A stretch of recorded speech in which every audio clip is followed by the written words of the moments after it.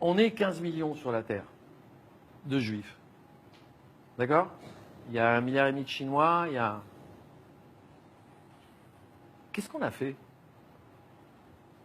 Qu'est-ce qu'on a fait de mal, de si mal, pour être haï de cette manière-là?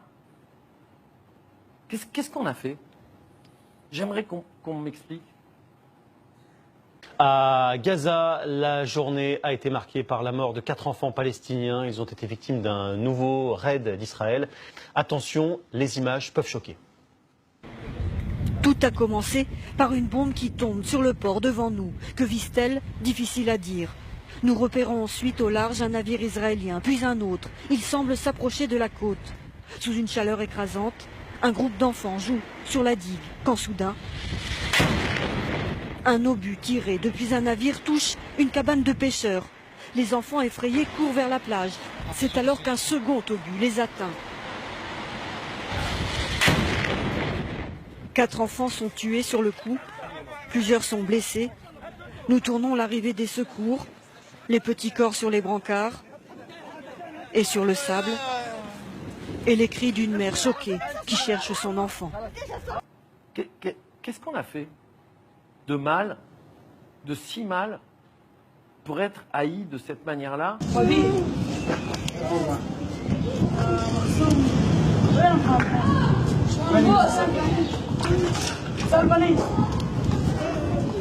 Qu'est-ce qu'on a fait?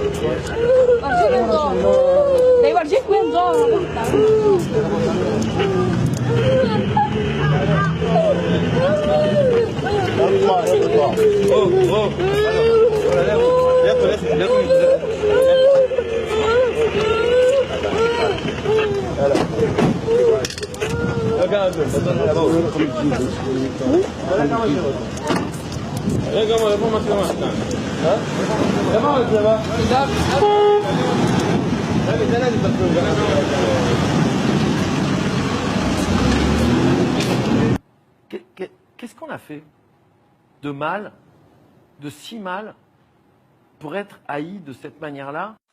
Une vidéo montrant un soldat israélien aux prises avec une famille palestinienne a fait le tour des réseaux sociaux pendant le week-end.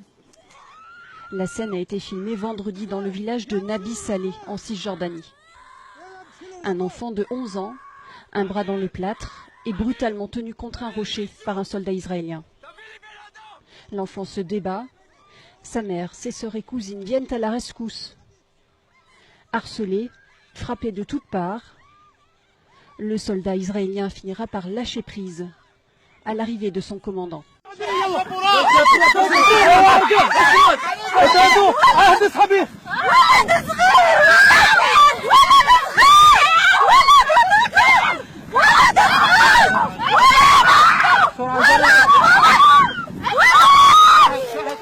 Qu'est-ce qu'on a fait?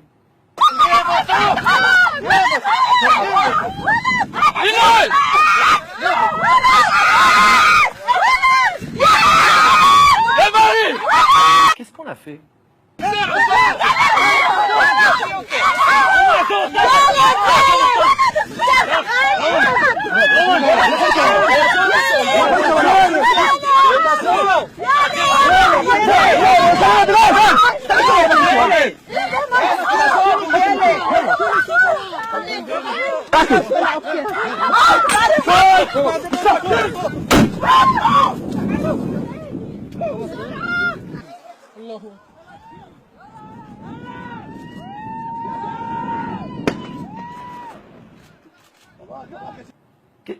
Qu'est-ce qu'on a fait de mal, de si mal, pour être haï de cette manière-là? Il y a quelques jours, le Parlement juif européen a été inauguré à Bruxelles en toute discrétion. Une assemblée où seront débattus les sujets relatifs à la question juive en Europe. Les juifs seront représentés par 120 parlementaires. Notez que ce Parlement se trouve dans le même bâtiment que le Parlement européen. Ce sont des juifs français et européens qui ont élu ces représentants, mais aussi des Russes, des Slovènes, des Kazakhs et même des juifs de San Marin et Gibraltar. En quoi les citoyens de pays non européens ont légitimité à élire un Parlement juif qui se prétend européen? Ces 120 députés du Parlement juif européen sont censés représenter 47 pays. Cela en fait donc 20 de trop qui n'ont rien à voir avec l'Europe. Je cite Javier Solana à ce sujet. La phrase a été prononcée mercredi 21 octobre 2009 à Jérusalem. Israël, permettez-moi de le dire, est un membre de l'Union européenne sans être membre de ses institutions. L'État juif, a-t-il souligné, est partie prenante à tous les programmes de l'Europe des 27, notamment dans les domaines de la recherche et de la technologie. Il poursuit. Aucun pays hors du continent n'a le type de relation qu'Israël entretient avec l'Union européenne. Un Parlement juif comptant 120 députés, si l'on se réfère aux écrits bibliques, cela fait 10 représentants par tribu. Mais ça n'a certainement rien à voir. Tout cela constitue une rupture avec la stratégie du passé qui misait sur l'action silencieuse et cloisonnée. Là, le lobby, qui n'existe pas, semble vouloir se débarrasser de sa cape d'invisibilité. Qu'est-ce qu'on a fait de mal, de si mal, pour être haï de cette manière-là? Au lendemain de la Première Guerre mondiale, en 1922, la Palestine passe sous mandat britannique. La Grande-Bretagne, ayant promis au mouvement sioniste la création d'un foyer national juif en Palestine, est obligée d'accepter une importante vague d'immigration des Juifs. À la fin des années 30, la proportion de la population juive en Palestine est passée à 30%. Qu'est-ce qu'on a fait? Cette situation accentue les tensions entre deux peuples qui désormais se partagent une seule terre. En novembre 1947, l'ONU approuve un nouveau plan de partage dans lequel Jérusalem et Bethléem bénéficient d'un statut international particulier, ouvert aux deux peuples. Ce plan est accepté par les sionistes mais rejeté par l'ensemble des Arabes. Malgré tout, Ben Gourion, fondateur du Parti travailliste israélien, proclame l'État d'Israël le 14 mai 1948. Qu'est-ce qu'on a fait? L'État d'Israël Qu'est-ce qu'on a fait? Et annexe une grande partie du territoire dévolu aux Palestiniens. En 1949, l'armistice des accords de Rhodes scelle ses frontières. C'est la ligne verte. Les Palestiniens n'ont plus de territoire. Qu'est-ce qu'on a fait? En 1967, la guerre des 6 jours va mettre fin au statu quo. Israël, en réponse à des menaces voisines, envahit le Golan, le Sinaï, tous les territoires palestiniens, ainsi que Jérusalem. En 1973, la guerre du Kippour est engagée par les Égyptiens et les Syriens pour récupérer leur territoire. C'est un échec. Israël, soutenu par les États-Unis, réussit à dépasser les lignes. L'ONU demande un cessez-le-feu et des processus diplomatiques sont amorcés. Une partie du Golan est restituée à la Syrie en 1974 et le Sinaï sera rendu à l'Égypte en intégralité entre 1979 et 1982. En décembre 1987, la première intifada va montrer que les Palestiniens refusent l'occupation d'Israël. Qu'est-ce qu'on a fait? En 2000, la deuxième intifada éclate et la dernière phase des accords d'Oslo est un échec.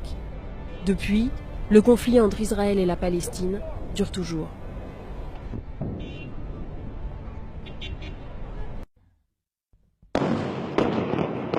Pas de répit cette nuit sur Gaza. Aux raids aériens se sont succédé des interventions militaires de la marine israélienne. Qu'est-ce qu'on a fait? Hier, des bombardements avaient déjà détruit le siège du gouvernement. Qu'est-ce qu'on a fait?